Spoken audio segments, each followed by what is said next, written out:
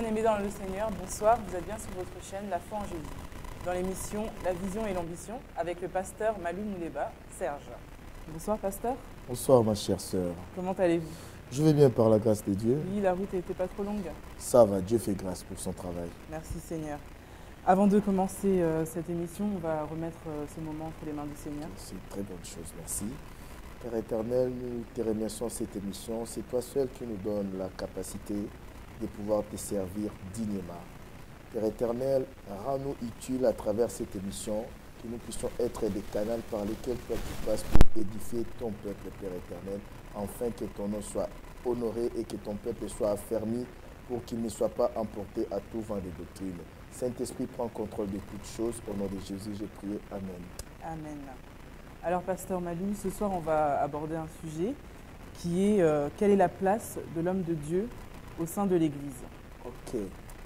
Donc ça, c'est un sujet vraiment qui, moi, m'a toujours beaucoup parlé et j'ai toujours voulu savoir un peu... Non, mais tu t'en fais pas une affaire personnelle, j'espère. Non, pas du tout. Ok. Pas du tout.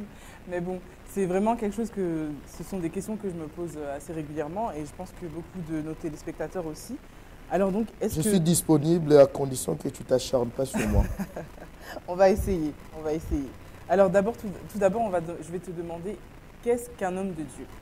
Et si c'est possible d'en donner une définition. Écoute, un homme de Dieu, c'est un serviteur de Dieu. Un homme de Dieu, comme la Bible le dit, tu sais, aujourd'hui, on peut vouloir représenter, définir l'homme de Dieu par la définition de l'Ancienne Alliance où les hommes de Dieu étaient des prêtres, c'est-à-dire des médiateurs entre Dieu et les hommes. C'était des sacrificateurs. Mais aujourd'hui, dans la Nouvelle Alliance, on est des serviteurs de Dieu. On est des canaux par lesquels Dieu passe pour bénir son peuple par la parole. On est des conducteurs. Parce qu'aujourd'hui, il n'y a plus d'intermédiaire car Jésus-Christ a déjà, par sa mort, par sa résurrection sur la croix, les rideaux étaient brisés. Un homme de Dieu appartient à Dieu. C'est quelqu'un qui conduit le peuple, non dans sa direction, mais dans la direction que Dieu lui montre. On peut voir cet exemple dans Jean 21, à partir du verset 15, où Jésus dit à Pierre, la Bible nous dit, après qu'ils eurent mangé, Jésus dit à Simon, fils de Jonas, m'aimes-tu plus que ne m'aimes ceci? Il lui répondit, oui, Seigneur, tu sais que je t'aime. Jésus lui dit, paie mes agneaux. Cela veut dire quoi? Un homme de Dieu appartient à Dieu, il n'appartient pas au peuple de Dieu. Avant de servir Dieu, il faut d'abord aimer Dieu. Tu vas se servir ces dieux-là par l'amour de Dieu. C'est pour ça que Jésus a fait comprendre à Simon-Pierre que la nouvelle race, la nouvelle classe de serviteurs qui vont sortir de l'évangile, de l'église des corps de Christ, ce serait des serviteurs qui servent Dieu par rapport à leur amour pour Dieu. Ils vont appartenir à Dieu et non à la foule. Donc en fait, nous sommes tous amenés à être appelés hommes de Dieu. On est tous serviteurs de Dieu parce qu'aujourd'hui, Jésus a fait de nous un royaume des sacrificateurs. Mais dans ce service-là, dans ce sacerdoce qui n'est pas comme les sacerdoces de l'Ancienne Alliance, mais qui est un sacerdoce royal parce que nous sommes des princes, par Jésus-Christ le roi, les grands souverains éternels, Dieu a placé une hiérarchie, a placé des hommes, a établi des hommes, des apôtres, des prophètes, des évangélistes, des enseignants, des pasteurs pour conduire son peuple, pour l'édification de son peuple, comme le dit la Bible. Donc on est tous serviteurs de Dieu, mais on n'est pas tous appelés à être conducteurs du peuple de Dieu. Un homme de Dieu aujourd'hui dans la Nouvelle Alliance, c'est un conducteur, quelqu'un par qui Dieu conduit son peuple. Est-ce que l'appellation homme de Dieu est erronée alors? Non, ce n'est pas erroné, parce qu'ils appartiennent à Dieu. Tout comme l'appellation peuple de Dieu, le peuple appartient à Dieu, l'homme appartient à Dieu aussi. L'homme ne doit pas dépendre du peuple, il ne doit pas faire les choses pour faire plaisir au peuple, mais il doit faire les choses par son amour, par rapport à son amour envers Dieu, même si des fois ça peut ne pas plaire au peuple de Dieu, mais lui il fait la volonté de celui de qui il est serviteur, de son maître, de son Seigneur, qui est Jésus-Christ, le chef suprême de l'Église. D'accord. Et par rapport à ce que cet homme de Dieu, qui se tient devant le peuple, par rapport aux choses qu'il dit, qu'il apporte au peuple, est-ce que le peuple il doit prendre ça vraiment sans se poser de questions Ou est-ce que le peuple, il peut aussi, des fois, lui dire non, non, non, c'est pas comme ça, sans toutefois émettre de jugement, en fait, par rapport à... Je vais dire quelque chose. L'homme de Dieu ne fait pas de nous des supérieurs. Jésus a dit, c'est lui qui veut être le plus grand qui soit serviteur des autres. Un homme de Dieu, comme Paul dit dans Romains, c'est un doulos en grec, ce qui veut dire esclave de Dieu. Il sert Dieu à travers les brebis de Dieu. Donc un homme de Dieu, normalement, c'est un serviteur des peuples de Dieu. C'est comme dans ta maison, ton père a un serviteur. Ce serviteur-là, c'est ton père qui le paye. Mais il est là pour vous servir, pour repasser vos habits, pour vous faire la nourriture. C'est ça le rôle d'un homme de Dieu. Et quand un homme de Dieu parle, il ne doit pas parler des choses qui viennent de lui. Il ne doit pas montrer au peuple de Dieu, comme je l'ai dit précédemment, sa direction ou la direction d'un homme ou son idéologie ou sa philosophie. Non, il doit parler au peuple de Dieu des choses qu'il reçoit de Dieu. Et nous, le peuple de Dieu, la Bible nous dit quoi? La Bible dit une prophétie, il faut l'examiner, prendre ce qui est bien. C'est-à-dire, ce n'est pas interdit. Moi, j'encourage toujours les gens qui suivent mon émission. Je suis un homme, l'erreur est humaine, comme on le dit dans le monde. Je peux commettre des erreurs. C'est très bien. Quand je dis des choses, que vous ayez vos Bibles de côté pour regarder, vérifier ce que l'homme de Dieu que je suis vous dit, si c'est conforme à la parole de Dieu. Parce que ça peut arriver qu'un homme de Dieu puisse dériver dans son langage. On ne doit pas tout prendre. Ou avoir une mauvaise compréhension des textes bibliques par rapport au contexte. On doit vérifier dans la Bible. La Bible nous parle des chrétiens des Bérés. Paul les enseignait, un grand enseignant comme Paul, mais il rentrait chez eux pour vérifier si ce que Paul leur disait, c'était vraiment conforme aux Écritures divines, aux Écritures saintes. On ne doit pas tout prendre sans se poser des questions. Un homme de Dieu, quand il te dit quelque chose, comme aujourd'hui, il y a beaucoup, on donne de l'huile, c'est devenu, je ne sais pas comment on fait boire aux gens de l'huile, tout ça. Il faut demander, mais pourquoi tu me donnes l'huile? Dans quel contexte la Bible nous dit d'utiliser l'huile d'onction? Je vois des gens qui disent, oui, quand je me sens oppressé, mon pasteur m'avait dit, il faut que je mette l'huile durant tout mon corps. Mais non, ce n'est pas biblique. J'ai vu des gens dire, oui, tu es malade, bois l'huile. C'est devenu systématique. Non. Dans quel contexte la Bible nous dit d'utiliser l'huile? Je vérifie dans la parole de Dieu. Moi, ça ne me dérange pas quand on me pose une question par quelqu'un, surtout durant les émissions. Les gens me posent des questions après, les gens me posent des questions par Facebook ou des fois par téléphone. Ça ne me dérange pas. Je suis là disposé à les répondre. Et puis, par rapport à leurs questions, par rapport à leurs rapports, ils contribuent aussi à enrichir ma connaissance. Voilà. Ce n'est pas interdit. On doit se poser des questions. Oui, tu me dis de faire ça, pourquoi ça? Oui, cette parole que tu viens de prêcher, moi à l'époque, j'ai eu un homme de Dieu qui m'avait prêché ça de telle manière. Pourquoi toi, tu le prêches d'une autre manière? Un homme de Dieu a le devoir de répondre. Un enfant de Dieu, un peuple de Dieu a le droit de poser des questions quand il ne comprend pas quelque chose. Oui. Et maintenant, qui désigne l'homme de Dieu? Un homme de Dieu est appelé par Dieu. La Bible nous dit, Jésus dit à ses disciples, ce n'est pas vous qui m'avez choisi, mais c'est moi qui vous ai appelé. Un homme de Dieu, ce n'est pas les hommes qui le désignent, c'est Dieu qui le désigne. Mais comment nous, en tant que peuple de Dieu, nous savons que cet homme-là a été désigné de Dieu? On ne peut que croire que ce que lui, il dit. Oh non, on ne peut pas croire que c'est ce qu'il lui dit. Tu sais, un enfant de Dieu, le peuple de Dieu ne doit pas faire fi du Saint-Esprit. Devons dépendre du Saint-Esprit. Quand quelqu'un te parle devant tout, quand il te dit quelque chose, tu dois avoir la conviction du Saint-Esprit aussi. On n'est pas appelé parce que tu es un fidèle ou une fidèle d'accepter tout à l'aveuglette. Non. S'il te dit il est l'homme de Dieu, va prier aussi. La Bible nous dit tout ce qui n'est pas fruit d'une conviction, c'est un péché. Il faut que tu puisses avoir aussi la conviction du Saint-Esprit que celui-là est appelé par Dieu. Mais à l'époque, les disciples aussi ont posé à Jésus la question parce que c'est qu'on voit aujourd'hui là, la prolifération des hommes de Dieu, tout le monde est homme de Dieu, tout le monde est pasteur, les gens s'autoproclament, voilà. On a le droit de se poser des questions. Mais la seule personne qui peut bien nous répondre, c'est le Saint-Esprit. Pose au Saint-Esprit la question, est-ce que cet homme qui vient, qui m'approche, cet homme qui vient de commencer une église à côté de chez moi, est-ce vraiment c'est quelqu'un que Dieu a appelé? Tu pries Dieu, je pense que quand on demande à Dieu, Dieu nous répond. Et puis à part ça, ce qui est spirituel, les disciples ont posé la question à Jésus, mais tu as dit qu'il y aura beaucoup de faux serviteurs. comment allons-nous les reconnaître? Jésus a dit, vous les reconnaîtrez par leurs fruits. Il faut prendre le temps d'éprouver quelqu'un, de regarder ses fruits. Tu sais, les gens finissent toujours par révéler leur vraie nature. Voilà. Et les jours quand on fait confiance à l'aveuglette, les jours que la vraie nature se révèle, on dit, ah, il a changé au début, il n'était pas comme ça. Non, c'est sa vraie nature qui s'est révélée.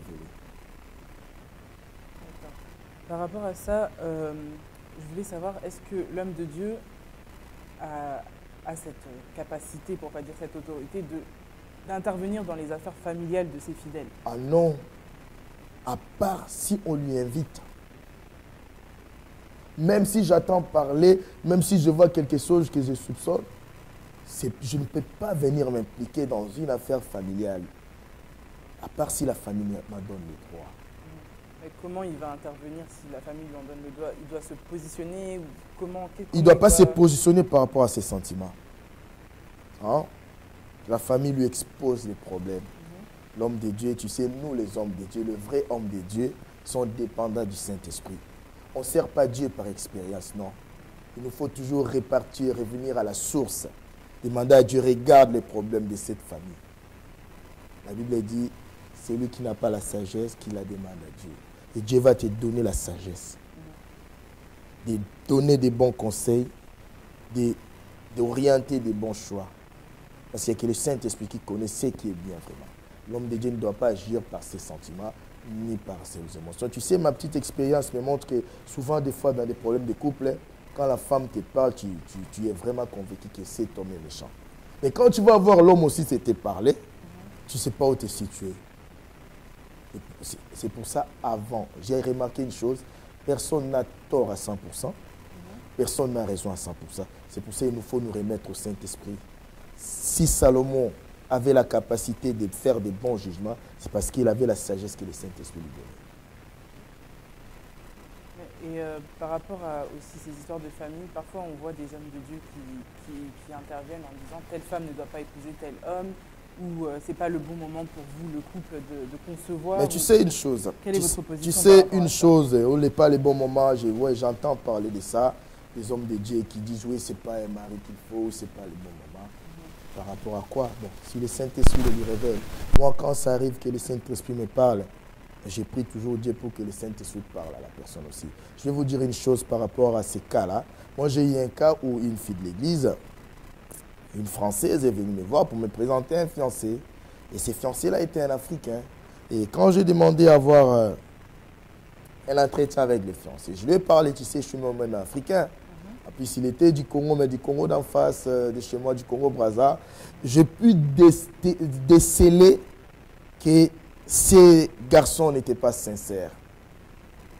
Que c'était quelqu'un qui était venu aussi pour arranger sa situation administrative, parce que la fille, elle était française. Mais je ne pouvais pas dire ça à la fille, parce que la fille, elle était vraiment amoureuse. Qu'est-ce que moi j'ai fait? J'ai commencé à me prosterner devant la face de Dieu, pour prier Dieu. J'ai dit, Dieu, je ne vais pas dire des choses par mes sentiments. Vraiment, ce que tu me fais comprendre, fais-les comprendre à la fille. Fais-les comprendre à la fille. Ce que Dieu a fait, Dieu ne l'a pas fait comprendre à la fille, mais à la veille, à quelques heures, on était vendredi vers le 20h, tout ça là. Le gars, il appelle pour dire, il annule tout, il n'y aura plus le mariage. La fille, elle pleurait, j'ai dit, merci Seigneur, parce que sache qu'on a prié, ça c'est la volonté de Dieu. La fille, elle n'a pas pu supporter, elle est partie voir les gars pour lui dire, mais pourquoi tu as annulé? Le gars l'a chassé comme une malpropre.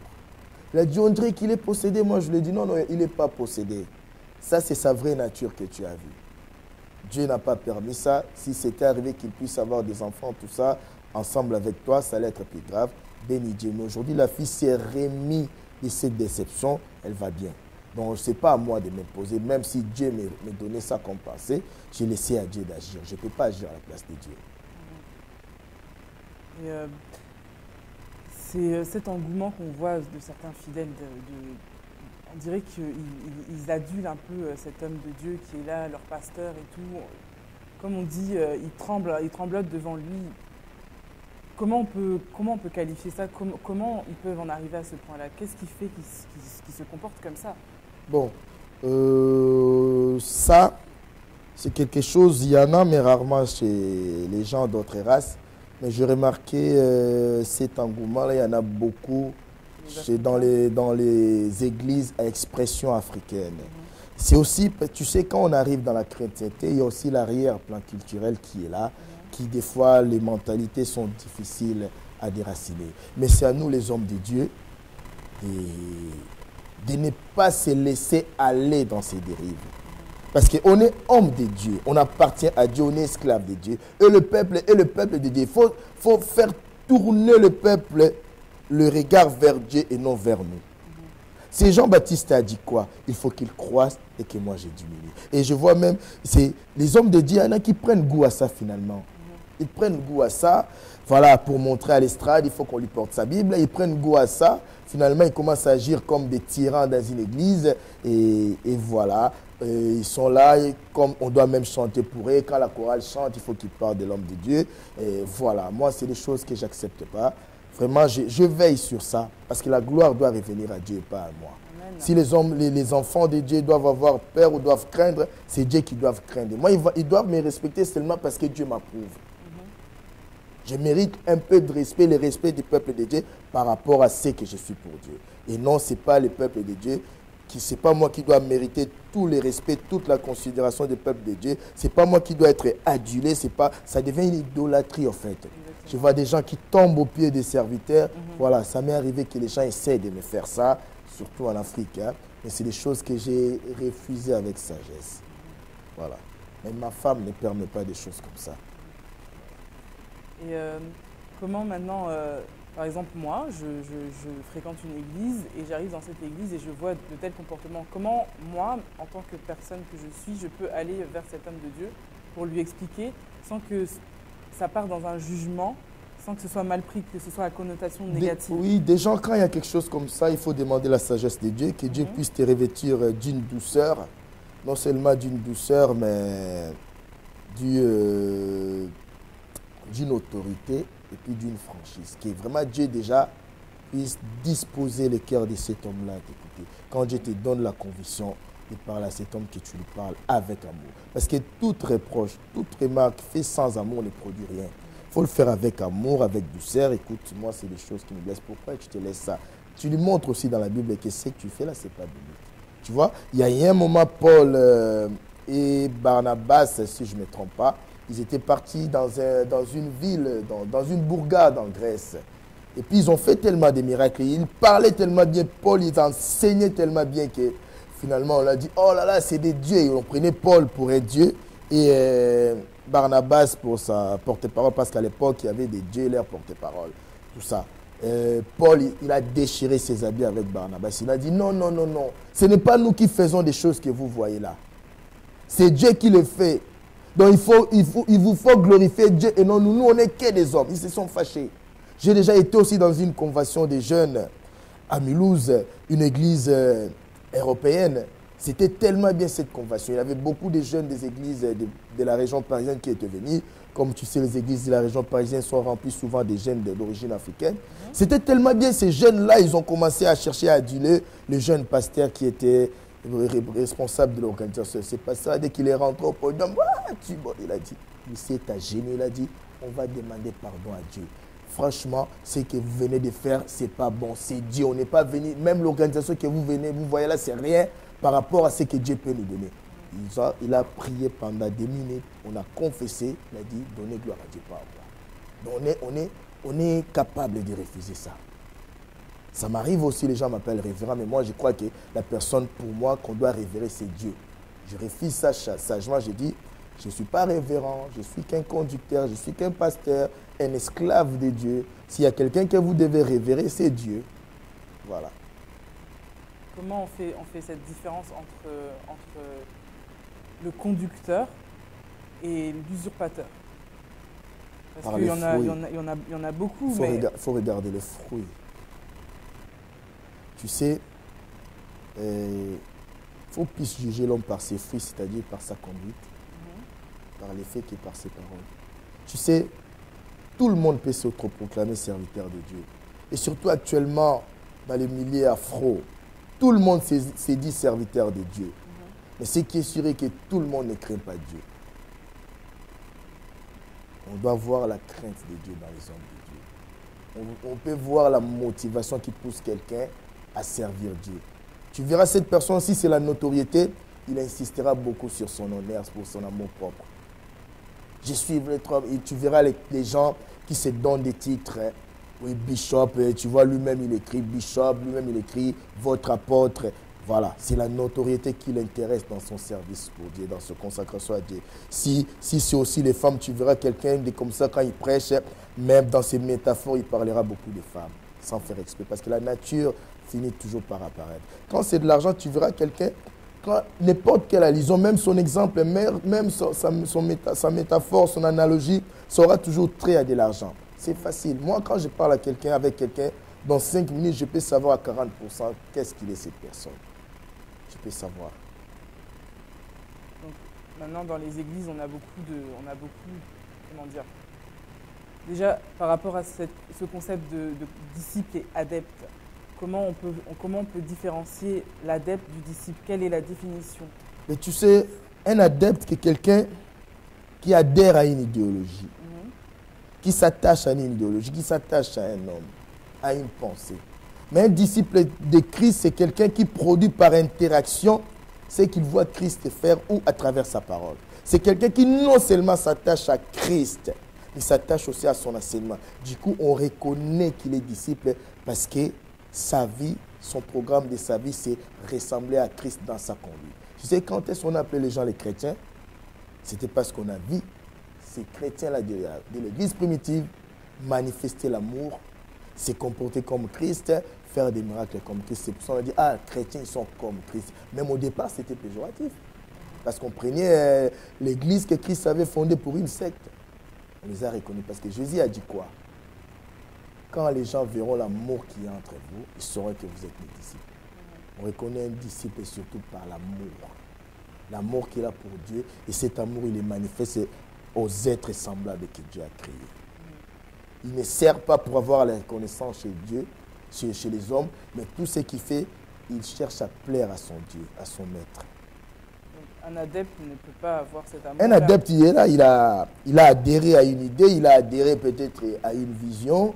Et puis voilà, c'est des gens comme ça, les adeptes, qu'on attend quand aujourd'hui l'homme de Dieu tombe, ce qui arrive, ce qui est arrivé même à l'ancienne alliance. C'est déjà, j'ai quitté cette église parce qu'un jour, cet homme de Dieu a fait ça. J'ai quitté cette église parce qu'un jour, le pasteur m'avait mal parlé. Un jour, ma femme de pasteur m'avait mal regardé. Ça, c'est des adeptes, ce n'est pas des disciples. Un disciple, même s'il est déçu par un homme, il saura que Christ ne m'a pas déçu, il ne va pas non plus me décevoir. Aujourd'hui, pour un oui, pour un non, les gens quittent les églises parce que ce sont des adeptes. Ce sont des membres d'une église, mais ce n'est pas des disciples de Jésus-Christ. Ce n'est pas des personnes régénérées. Parce qu'ils sont déçus, ils sont touchés, blessés dans leur amour propre parce qu'ils n'étaient qu'adeptes. Ils n'étaient pas disciples de Christ. Donc Judas qui était appelé disciple de Jésus, peut-il être considéré comme un adepte? Judas, c'était un vrai disciple, choisi par Dieu lui, appelé par Dieu lui-même. Sauf que tu sais, la Bible dit quoi? Il y a beaucoup d'appelés, mais peu d'élus. Parce qu'on est appelé. Mais maintenant, Dieu ne nous enlève pas ce qu'on appelle la volonté. Quand Dieu a créé Adam et Ève, il ne les a pas enlevé la volonté. Il les a laissé la volonté pour avoir la libre arbitre de choisir de manger ou pas les fruits défendus. Judas, bien qu'il était à côté de Jésus-Christ, bien qu'il était disciple, il n'a pas accompli tout son disciple-là. Parce qu'un disciple s'attache à son maître et aussi à son enseignement. Judas s'est attaché à Jésus, mais il ne s'est pas attaché à l'enseignement de Jésus. Il s'est attaché à Jésus, il voyait aussi la position qu'il avait dans l'église, il s'occupait de la trésorerie, il s'est attaché à ça, mais il ne s'est pas attaché aux enseignements de Jésus. Parce que s'il était attaché aux enseignements de Jésus, il n'allait pas se laisser séduire par Satan. Aujourd'hui, on peut avoir des disciples comme ça aussi. On peut avoir même des hommes de Dieu comme ça, qui s'attachent à Jésus pour tout ce qu'il y a derrière ça, la notoriété, les mapamboli, on peut leur donner de l'argent, tout ça là, et la position, quoi, les positionnements, la hiérarchie, tout ça, mais ça s'attache pas à l'enseignement de Jésus. Parce que si ça s'attache à l'enseignement de Jésus, ça serait des gens, malgré la notoriété, malgré la médiatisation, ils vont rester humbles. Parce que Christ, malgré tout ce qu'il avait, il est resté humble. C'est quelqu'un qui s'attache à Jésus, qui s'attache à son enseignement, il va marcher comme Christ. D'accord. Donc la plupart des fidèles qui se trouvent dans nos églises sont des disciples. Ah non, pas forcément. Oui, il y a les adeptes et les disciples, mais Voilà. ceux qui ont cette foi en Jésus, qui sont attachés aux enseignements, peuvent être qualifiés de disciples. Oui, par l'air, on voit par leurs fruits. Mhm. Les gens qui manifestent vraiment la nature de Christ. Parce qu'un disciple est reproduit par interaction ce qu'il voit faire son maître. Quand quelqu'un reproduit les querelles, est-ce que c'est un disciple? Il s'est attaché peut-être à Jésus pour avoir bonne conscience, pour avoir aussi bonne réputation. Oui, lui c'est un chrétien, chaque dimanche il va à l'église, il fait le protocole dans son église, c'est un intercesseur. Oui, il est bien vu, surtout aujourd'hui. Donc ça, c'est un adepte. Ça peut être un adepte, ça peut être aussi un disciple infidèle comme Judas. Un disciple qui s'attache à Jésus, mais Jésus comme un Dieu.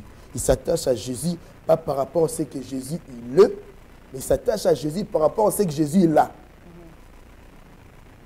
Ils prennent Jésus pour un Dieu. Ça, c'est des disciples infidèles. Judas s'est attaché à Jésus par rapport à ce Des que Jésus... disciples infidèles ou des adeptes? Les adeptes, des fois, ils s'impliquent en rien.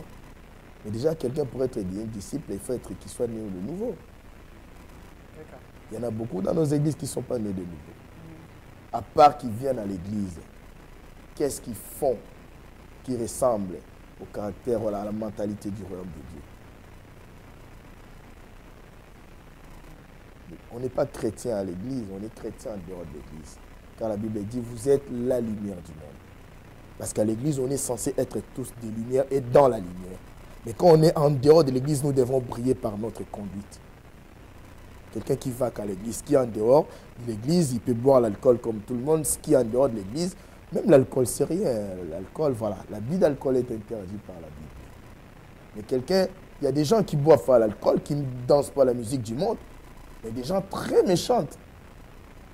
Des gens, quand il y a un problème, quand il y a une querelle, sache qu'il est dedans. On va parler de son nom, des gens qui n'arrivent pas à vivre sans créer des zizanies, des conflits au milieu des gens. Et dis-moi, malgré qu'il ne boit pas l'alcool, qu'il ne danse pas la musique du monde, c'est un disciple. Non. Il a adhéré à une idéologie comme là. Il est dans un légalisme, il ne boit pas l'alcool, il ne danse pas la musique du monde, mais il n'a pas l'amour, il ne sert pas Dieu là, il n'est pas consacré à son Dieu, à son maître. Il ne veut même pas s'abandonner entre les mains des souverains maîtres. Il veut faire ce qu'il veut. Alors, c'est comme ce qu'il attire, c'est diviser les gens. Profiter, faire des magouilles, ils font ça. Si aujourd'hui dans nos églises, il y a des gens qui viennent aussi parce qu'il a acheté une belle voiture. Il y a des gens qui viennent aussi parce que tu sais, on est en Europe, on n'a pas, surtout pendant l'hiver, qui va te voir dans la rue. Alors pour qu'on voie ta chemise, il faut aller à l'église où tu peux enlever ton manteau. Il y en a qui viennent à l'église aussi quand il a un nouveau pantalon et quand il a une belle robe qu'ils viennent d'acheter, ils viennent à l'église. Hein. Oui, il y a des tout. S'il y a un endroit qu'on peut trouver toutes sortes, toutes catégories de gens, c'est dans l'église. Donc on pourrait aussi appeler l'homme de Dieu disciple de Dieu. Déjà un homme de Dieu, c'est un disciple de Dieu. Ouais. C'est un esclave de Dieu. Comme les fidèles qui ont foi et qui ont... oui. C'est des fois devant Dieu, on est tous pareils. C'est pour ça, nous dans notre église, on n'a pas mis des chaises sur l'extrade. Hein. Devant Dieu, on est tous pareils. Tout le monde est au même niveau. Sauf que nous, on a beaucoup de responsabilités parce qu'on peut on peut induire le peuple de Dieu en erreur. Je ne vois pas pourquoi je vais mettre ma chaise à l'extrade. J'ai regardé les autres en bas. Non, c'est Jésus qui est mis au devant. Est-ce que le peuple de Dieu, il peut avancer, il peut marcher sans avoir ce conducteur? Sans avoir un conducteur? Non.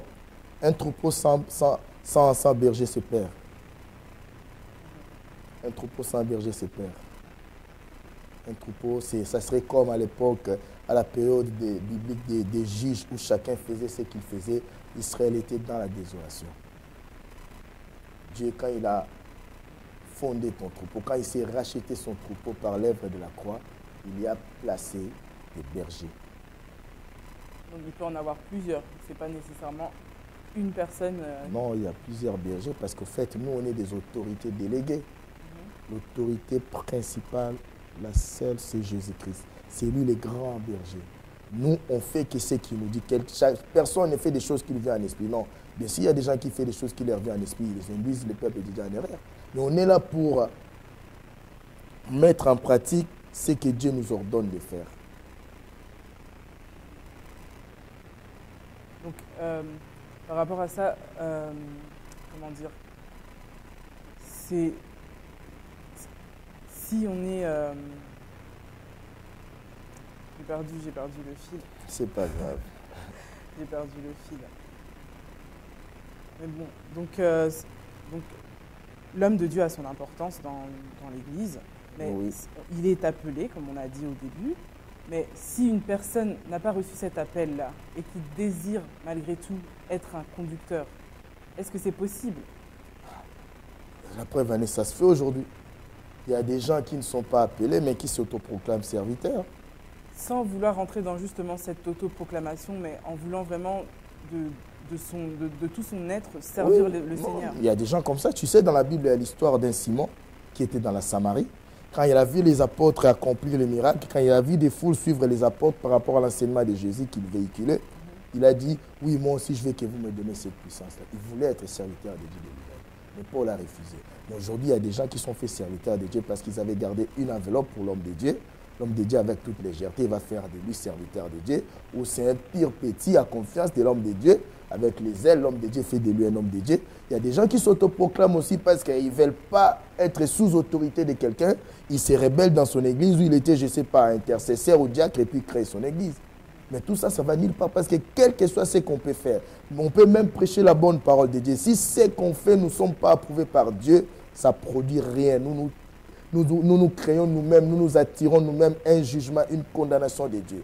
Parce que, vouloir ou pas, un jour on aura des comptes à rendre. Il va te dire, est-ce que c'est moi qui t'avais appelé? Et si, malgré cette prière, on prie ardemment, mais on n'a pas cet appel, mais on désire vraiment être... Chaque enfant de Dieu a un appel. On n'a pas tous les mêmes appels. Tu peux être un gagneur d'âme. Tu ramènes les âmes à l'église, mais tu n'es pas pasteur, tu ne passes pas devant l'estrade pour prêcher. Tiens, c'est une race qui a disparu aussi. Hein?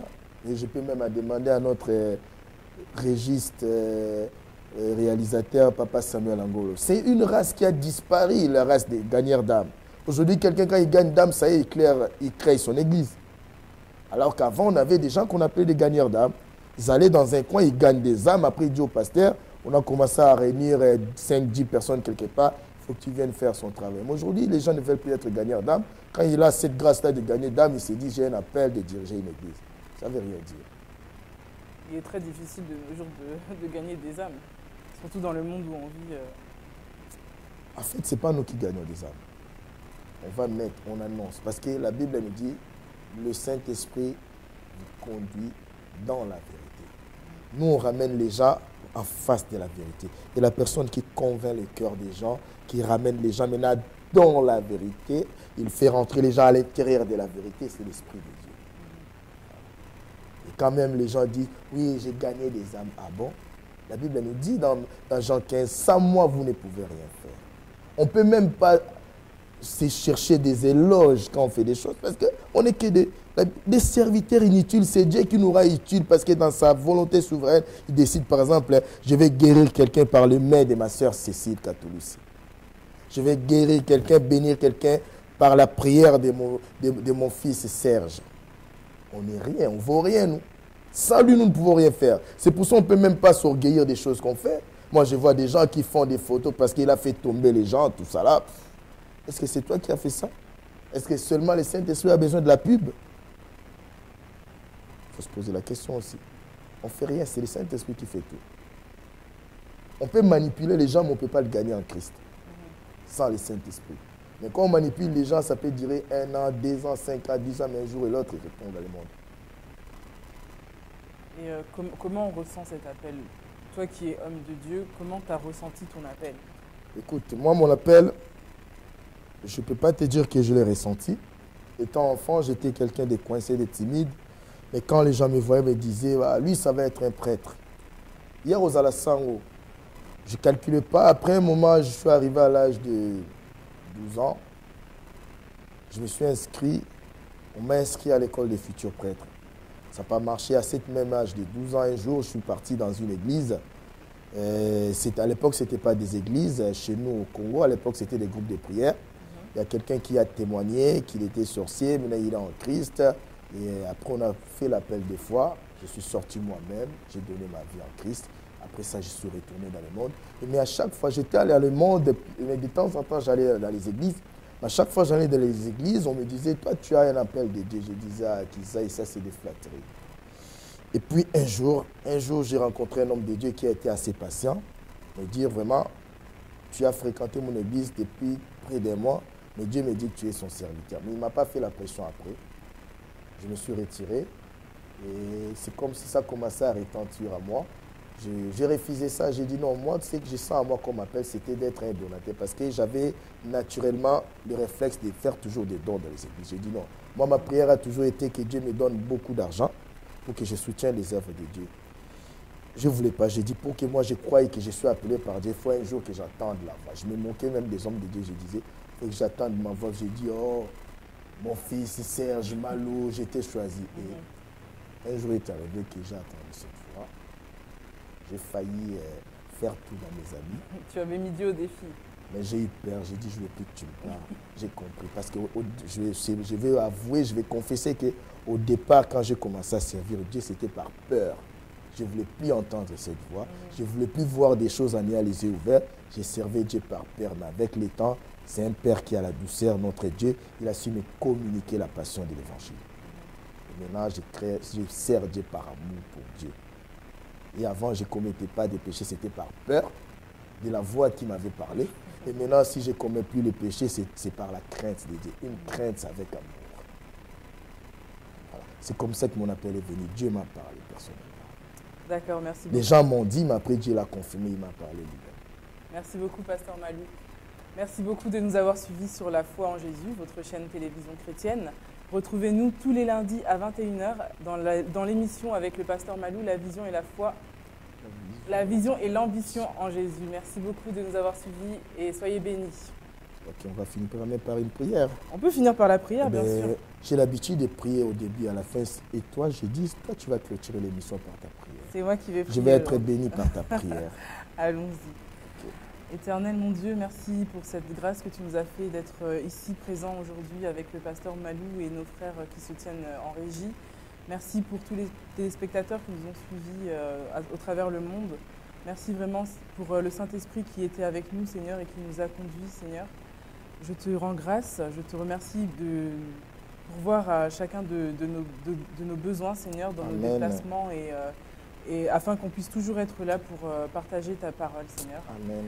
Je te rends gloire, Seigneur, et je te bénis et je te loue, Seigneur. C'est dans ton Saint-Nom que j'ai ainsi prié. Amen. Amen. Au revoir. On se donne rendez-vous le lundi prochain. À 21 h. Mais on se prépare, on aura l'anniversaire au mois de mars, je crois le 21 mars, si Dieu veut. Et tous les téléspectateurs seront conviés à venir nous voir au studio. Ça serait vraiment un moment où nous allons partager aussi la parole de Dieu. Nous allons aussi répondre aux questions. Nous allons surtout partager un repas ensemble. Que Dieu vous bénisse. Que Dieu vous bénisse.